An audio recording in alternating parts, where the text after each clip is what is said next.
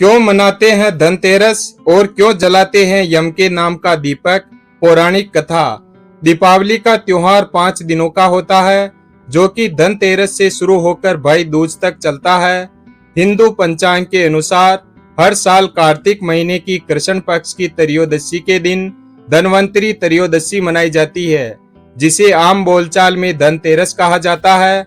यह दिन मूल रूप से आयुर्वेद के जनक माने जाने वाले धनवंतरी का पर्व है। इस दिन नए बर्तन या सोना चांदी खरीदने की परंपरा है। बर्तन खरीदने की शुरुआत कब और कैसे हुई, इसका कोई ठोस प्रमाण तो नहीं है, लेकिन ऐसा माना जाता है कि जन्म के समय धनवंतरी के हाथों में अमृत कलश था। यही कारण है कि लोग इस दिन बर्तन खरीदना शुभ मानते हैं।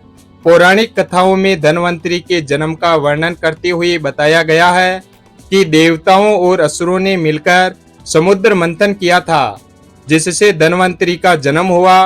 वह अपने हाथों में अमृत कलश लिए प्रकट हुए थे। इस कारण उनका नाम पीयूष पाणी धनवंतरी विख्यात हुआ। धनवंतरी को विष्णु का अवतार भी माना जाता है।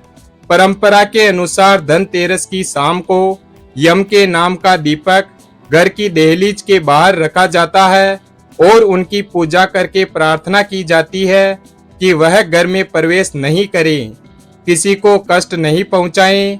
देखा जाए तो यह धार्मिक मान्यता मनुष्य के स्वास्थ्य और दीर्घायु जीवन से प्रेरित है। पौराणिक कथा। यम के नाम से दिया निकालने के बारे में भी एक पौराणिक कथा है। पुराने समय की बात है, एक राजा हुआ करते थे और उनका नाम हिम था। राजा हिम के यहाँ जब पुत्र हुआ तो उन्होंने अपने पुत्र का नाम सुकुमार रखा और अपने राजपुरोहित से अपने पुत्र की जन्म कुंडली बनवाई। कुंडली बनाने के उपरांत राजपुरोहित कुछ चिंतित हुए। उनकी चिंताग्रस्त मुद्रा को देखकर राजा हिम ने उनसे पूछा, क्या बात है पुरोहित जी, आप कुछ चिंता में लग रहे हैं? हमारे पुत्र की कुंडली में कोई दोष है क्या? राजपुरोहित राजा की बात सुनकर बोले, नहीं महाराज, ऐसी बात नहीं है। कदाचित मैंने कुंडली बनाते समय मुझसे कोई असावधानी हुई होगी, जिस कारण से मुझे जन्म कुंडली में कुछ दुर्घटना दिखाई दे रही है। मेरा सुझाव है कि आप एक बार इसे राज्य के प्रसिद्ध ज्योतिष से बनवा ले। राजा थोड़े से आशंकित हुए और फिर से पूछा, पुरोहित जी, हमें आप द्वारा बनाई हुई जन्म कुंडली में कोई भी संदेह नहीं है। आप वर्षों से हमारे विश्वास पात्र रहे हैं। कृपया आप हमें बताएं कि क्या बात है। राजपुरोहित ने कहा, महाराज, राजकुमार की जन्म कुंडली की गणना करने पर हमें यह ज्ञात हुआ है कि राजकुमार अपने विवाह के उपरांत चौथे ही दिन सर्प के काटने से मृत्यु को प्राप्त हो जाएंगे। राजा हिम तिल मिलाते हुए चिल्लाए, राजपुरोहित जी, ये आप क्या कह रहे हैं?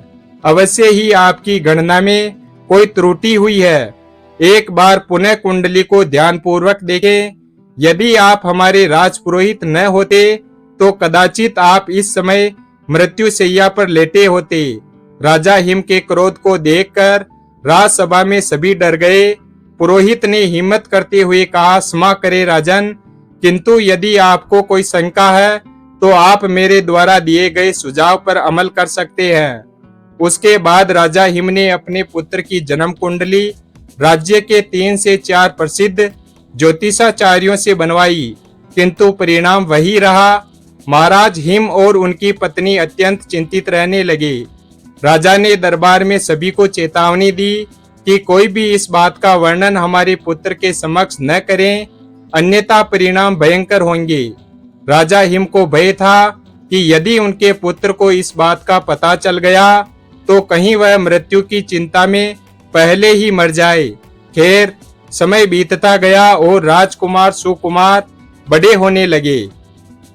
अंततः वह समय आ गया जब राजकुमार की आयु विवाह योग्य हो गई और आसपास के कई राज्यों से राजकुमार के लिए सुंदर राजकुमारियों के विवाह के प्रस्ताव आने लगे, परंतु अपने पुत्र की मृत्यु के भय से राजा किसी भी प्रस्ताव को स्वीकृति नहीं दे पा रहे थे। यह देखकर महारानी ने कहा, महाराज, यदि आप इसी प्रकार सभी राजाओं के विवाह प्रस्तावों को अस्वीकृत कर देंगे तो हमारा पुत्र क्या सोचेगा। जन्म कुंडली के भय से हम अपने पुत्र को उम्र भर के लिए कुंवारा तो नहीं रख सकते, और फिर मृत्यु तो सर्प के काटने से होगी। यदि हम महल में सुरक्षा व्यवस्था बढ़ा दे तो कदाचित सर्प को राजकुमार के पास पहुंचने से पूर्व ही हम उस सर्प को मार गिराएं। राजा हिम को महारानी का सुझाव पसंद आया और उन्होंने एक सुंदर राजकुमारी से, जिसका नाम नैना था, उससे अपने पुत्र के विवाह के लिए स्वीकृति दे दी। राजकुमारी नैना देखने में जितनी सुंदर थी, बुद्धि भी उतनी ही प्रखर थी। विवाह से पूर्व राजा ने अपने पुत्र की जन्म कुंडली में निहित भविष्यवाणी को कन्या पक्ष को भी बता दिया। पहले तो वधू के पिता ने इस संबंध से साफ इनकार कर दिया, किंतु जब यह बात राजकुमारी नैना को पता चली तो उन्होंने अपने पिता से निवेदन किया कि आप विवाह के लिए अपनी मंजूरी दे दे। अपनी पुत्री की बात को राजा ठुकरा न सके और विवाह के लिए आशंकित मन से विवाह के लिए हामी दे दी। विवाह अच्छी तरह से संपन्न हुआ। राजकुमारी नैना एक दृढ़ निश्चय वाली कन्या थी। उसने अपने पति के प्राणों की रक्षा करने का निश्चय कर लिया था। जैसे तैसे 3 दिन बीत गए। राजा हिम और राजकुमारी नैना ने चौथे दिन का इंतजार पूरी तैयारी के साथ किया। उनकी योजना के अनुसार जिस किसी भी मार्ग से सांप के आने की आशंका थी, वहां पर सोने चांदी के सिक्के और हीरे जवाहरात बिछा दिए गए।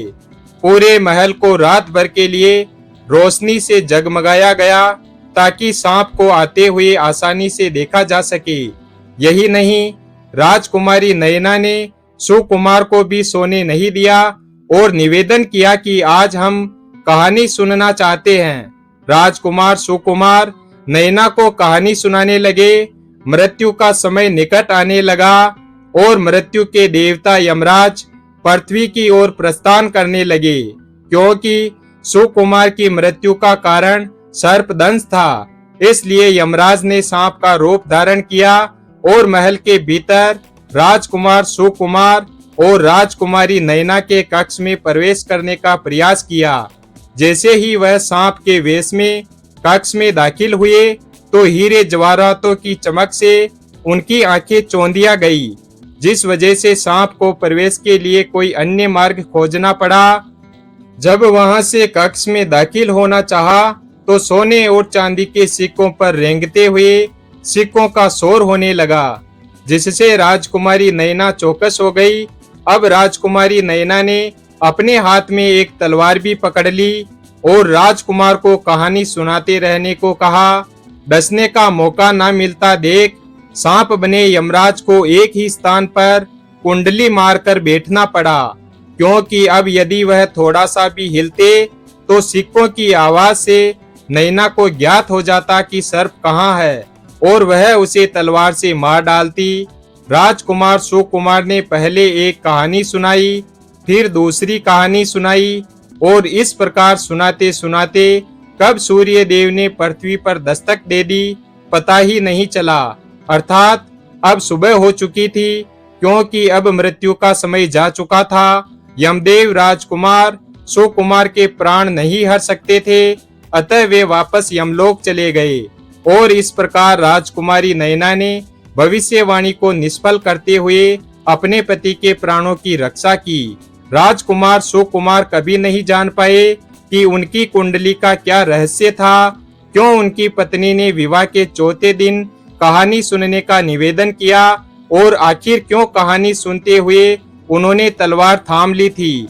माना जाता है कि तभी से लोग घर की सुख समृद्धि के लिए धनतेरस के दिन अपने घर के बाहर यम के नाम का दिया निकालते हैं, ताकि यम उनके परिवार को कोई नुकसान नहीं पहुंचाए। वीडियो अगर पसंद आया हो तो वीडियो को लाइक और हमारे चैनल शिव भक्त को सब्सक्राइब करें और अपने दोस्तों के साथ शेयर करें। धन्यवाद।